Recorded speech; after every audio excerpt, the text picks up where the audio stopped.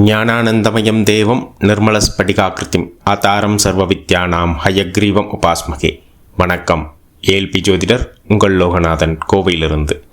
அட்சய இலக்கண பத்தய ஜோதிட முறையில் இந்த வீடியோவில் நம்ம பார்க்கக்கூடிய நிகழ்வானது, ஒருத்தருக்கு தொழில் நஷ்டமாகுது. அந்த நிகழ்வு நம்ம ஆய்வு செஞ்சு பார்த்தோம். ஏன் அப்படின்ற மாதிரி அது அட்சய இலக்கண பத்தய ஜோதிட முறை பதிந்திருக்கக்கூடிய சில இடங்களில் அட்சய லக்னம் பயணிக்கும் பொழுது தொழில் ஆரம்பிக்கவோ இல்லை தொழில் மாற்றமோ செய்யக்கூடாது அப்படின்ற இடத்துல அவர் அதை பண்ணனால அந்த நிகழ்வு இருந்தது அப்படின்றத நம்ம ஆய்வு செஞ்சு பார்த்தோம். பொதுவாக ஒருத்தர் தொழில் எப்போ ஆரம்பிப்பார், அவருக்கு ஒரு துறை சார்ந்த அறிவோ இல்லை அனுபவமோ இருக்குது அப்படின்னு தோணுச்சுன்னா அவர் ஆரம்பிப்பார்.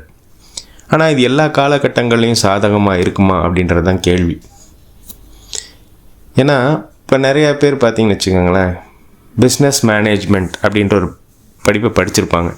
ஆனால் அந்த படிப்பை படித்ததால் அவர் அந்த தொழில் சம்மந்தப்பட்ட நிகழ்வு அவர் பண்ண முடியும், அதுக்கான அறிவு இருக்குது அப்படின்னு நினச்சி அதை பண்ணினார். அப்படின்னா அப்படி பண்ணி சக்ஸஸ் எத்தனை பேர் ஆகியிருக்காங்க அப்படின்னு நீங்கள் பார்த்தீங்கனாலே தெரியும். இன்னும் சில இடத்துல ஒருத்தருக்கு எதுவுமே தெரியாது, ஆனால் இது யதார்த்தமாக ஒரு தொழில் ஆரம்பிப்பார், சக்ஸஸ் ஆகிடுவார். இப்போ இது ரெண்டுக்குமான நிகழ்வு தான் நம்ம புரிஞ்சுக்கணும். அப்போ எல்லா இடங்கள்லையும் நம்மளுடைய அறிவும் அனுபவமும் நமக்கு சாதகமாக இருக்குமா அப்படின்றத பார்க்க போகிறோம். இப்போ உதாரணமாக அட்சய லக்னம் புதன் பகவான் வீடுகள்லையோ இல்லை குரு பகவான் வீடுகள்லையோ அட்சய லக்னங்கள் பயணிக்கும் பொழுது தொழில் ஆரம்பிக்கவோ இல்லை தொழில் மாற்றங்கள் செய்யவோ கூடாது அப்படின்றத அட்சய லக்ன பத்தய ஜோதிட மாதிரி ரொம்ப ஸ்ட்ராங்காகவே சொல்லும். இப்போ புதன் பகவானுடைய வீடுகள் அப்படின்னா, இப்போ ஜாதகர் அட்சய லக்னமாக ஜனன லக்னம் நம்ம சொல்லலை, அட்சய லக்னமாக மிதுன அட்சய லக்னத்துலேயோ இல்லை கன்னி அட்சய லக்னத்துலேயோ, ஏன்னா இது ரெண்டு வீடுகள் புதன் பகவானுடைய வீடுகள். ஏன்னா இந்த இடத்துல செயல்படும்போது அவர் அறிவு சார்ந்த நிகழ்வு அவருக்கு இருக்கும் அப்படின்ற ஒரு விஷயம் அவருக்கு இருக்கும். இல்லை தனுசு வீட்லேயோ இல்லை மீன வீட்லேயோ அட்சய லக்னம் பயணிக்கும் பொழுது இந்த இடத்த ஏன் சொல்கிறோம் அப்படின்னா, இது குரு பகவானுடைய வீடு. இந்த இடத்துல இவருக்கு அனுபவம் சம்மந்தப்பட்ட நிகழ்வு இருக்கும் அப்படின்ற ஒரு புரிதல் அவருக்கு இருக்கும். இப்போ இந்த இடங்களில் யார் பயணித்தாலுமே அந்த சிந்தனை உருவாகும், நமக்கு அனுபவம் இருக்குது, அறிவு இருக்குன்ற. அதனாலேயே தொழில் ஆரம்பிக்கணும் அப்படின்ற ஒரு நிகழ்வு வரும். ஆரம்பித்தாங்க அப்படின்னா கண்டிப்பாக இந்த இடத்துல சாதகமாக இருக்காது அப்படின்றது அட்சய லக்ன பத்தய ஜோதிட முறை யாருடைய ஜாதகம் எல்லாமே சொல்லிடும்.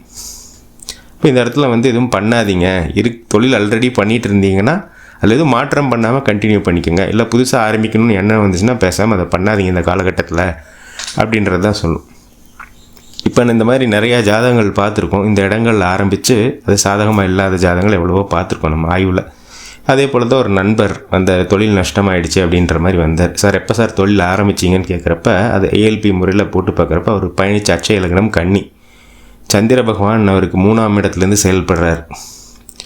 அப்போ இது என்ன ஆகும் அப்படின்னா, இந்த காலகட்டங்களில் இவர் தொழில் ஆரம்பிக்கக்கூடாது, அவர் ஆரம்பிச்சிட்டார்.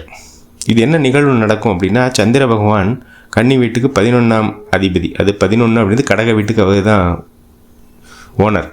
அப்போ அந்த 11 அப்படின்றது எதை சொல்லும் அப்படின்னா, லாபம் சம்மந்தப்பட்ட அதீத எதிர்பார்ப்பு, பேராசை சம்மந்தப்பட்ட நிகழ்வு தான் அது சொல்லும். அப்போ ஜாதகருக்கு அந்த 3ஆம் இடத்துலேருந்து செயல்படுறதுனால இது சார்ந்த நிகழ்வு, அதீத லாபம் வரணும், அதீத எதிர்பார்ப்பு, பேராசைனாலே அவர் முயற்சி பண்ணிக்கிட்டே இருப்பார். அதனாலே அவருடைய தொழில் இங்கே சாதகமாக இல்லாமல் இங்கே நஷ்டமாக இருக்கும். இதை நம்ம அட்சய லக்ன பற்றி ஜோதிட முறையில் எளிமையாக சொல்ல முடியும். ஏன்னா ஜாதகர் தொழிலுக்கு சாதகமாகவே இல்லை இந்த இடத்துல. அப்போ நீங்கள் கேட்கலாம், சார் அப்போ நீங்களாம் என்ன பண்ணுவீங்க அப்படின்ற மாதிரி. இப்போ அட்சய லக்ன பத்தய ஜோதிட முறை ஒருத்தர் படிச்சிருந்தார் அப்படின்னா, இந்த இடம் வரும்போது அவர் என்ன பண்ணுவார்னா, புதுசாக தொழில் ஆரம்பிக்கவே மாட்டார், பேசாமல் வேலைக்கு போயிடுவார். இல்லை அப்படின்னா ஆல்ரெடி பண்ணிகிட்டு இருந்தார்னா அந்த தொழிலில் எந்த மாற்றத்தையும் பண்ண மாட்டார், இருக்கிறத அப்படியே போட்டுவார். ஏன்னா இந்த இடத்துல சிந்தனை என்ன உருவாகுனா, பெருசாக ஏதோ பண்ணணுன்ற சிந்தனை உருவாக்கிட்டு இருக்கு, அது சம்மந்தப்பட்ட முயற்சிகள் பண்ணிக்கிட்டே இருக்கணும்னு தான் தோணும். அப்போ எப்படி ஒரு குறிப்பிட்ட ஒரு உணவுப் பொருள் அது சுவையாக இருந்தாலுமே நமக்கு உடலுக்கு ஊறு விளைக்கும் அப்படின்னு தெரிஞ்சால் நம்ம அதை எப்படி கைவிடணும். அது இல்லாமல் அது நமக்கு டேஸ்ட்டாக இருக்குது அப்படின்றக்காக நம்ம சாப்பிட்டோம் அப்படின்னா அதுக்கான விளைவை நம்ம தான் அனுபவிக்கணும். அதே போல் தான் இந்த அட்சய லக்ன பத்தய ஜோதிட முறையில் இங்கே நமக்கு அது மாதிரி இயக்கம் வரும். இந்த இடத்துல 11 அப்படின்றத பேராசை உருவாக்கிட்டே தான் இருக்கும். அதை நம்ம தவிர்த்துட்டு இருக்கிறத அப்படியே கண்டினியூ பண்ணோம் அப்படின்னா இங்கே இந்த கடினமான இந்த தொழில் நஷ்டம் சம்மந்தப்பட்ட நிகழ்வை அவர் ஈஸியாக அதை தவிர்த்துருக்கலாம். இப்போ அது தெரியாதனால தான் அவர் தொழில் ஆரம்பித்து அந்த இடத்துல நஷ்டப்பட்டுட்டார். இந்த நேரத்தில் அட்சய லக்ன பத்தய ஜோதிட முறை உருவாக்கிய மதிப்புக்குரிய பொதுவுடைமூர்த்தி ஐயா அவர்களுக்கு என்னுடைய மனமார்ந்த நன்றிகளை சொல்லிட்டு, நமக்கும் நல்ல சிந்தனை சூழ்நிலை வாய்ப்புகள் அமைய எல்லாம் வல்ல இறைவனை வேண்டிட்டு மீண்டும் ஒரு ஏஎல்பி முறையிலான ஜாதக ஆய்வில் உங்களை சந்திக்கும் வரை உங்களிடமிருந்து விடைபெறுகிறேன். நன்றி, வணக்கம்.